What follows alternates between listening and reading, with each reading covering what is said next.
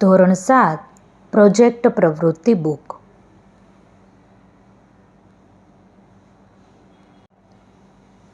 પાના number 70 project પ્રવૃત્તિ 31 સેવા ભાવ. તમારા ફળિયા ગામ કે મહોલ્લામાં વિવિધ સેવાકીય પ્રવૃત્તિઓ કરતા વ્યક્તિઓ જોયા હશે. તેઓ કઈ કઈ સેવાકીય પ્રવૃત્તિઓ કરે છે તેની નોંધ કરો. સેવાકીય પ્રવૃત્તિ સાથે જોડાયેલ સંસ્થાઓના નામ, સરનામા, સંપર્ક નંબર મેળવો. તમારા ફળિયા કે ગામમાં સેવાભાવી કે પ્રામાણિક વ્યક્તિ અથવા તો બાળક હોય તો તેમના ઘરના સભ્યો અથવા તેમની રૂબરૂ મુલાકાત લો. તેમને સારા કાર્યો કરવાની પ્રેરણા ક્યાંથી મળી? તેઓ શું કાર્ય કરે છે?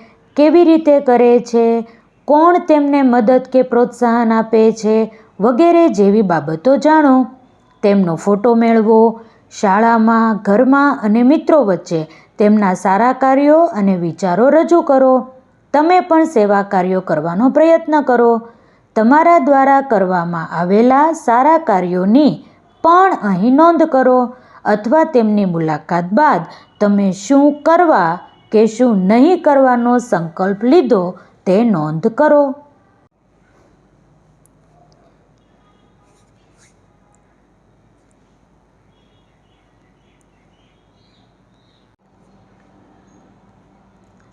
અહીં મેં જાણીતા સેવાભાવી વ્યક્તિઓના ફોટા ચોંટાડેલા છે.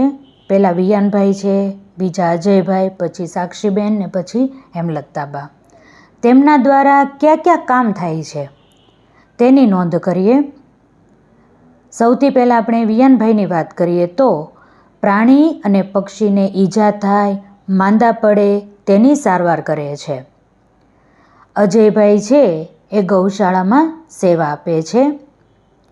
સાક્ષીબેન છે ગરીબ લોકોને શુક્રવારે ખીચડી જમાડે છે.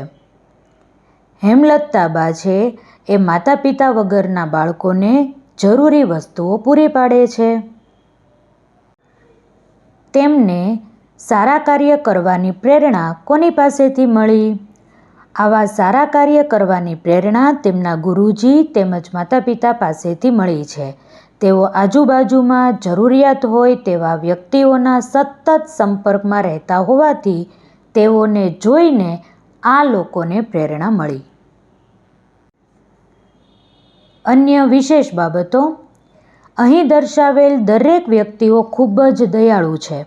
શહેર, ગામ, સોસાયટીઓમાં કોઈ પણ વ્યક્તિને કંઈ પણ મદદની જરૂરિયાત હોય તેઓ મદદ કરવા પહોંચી જાય છે.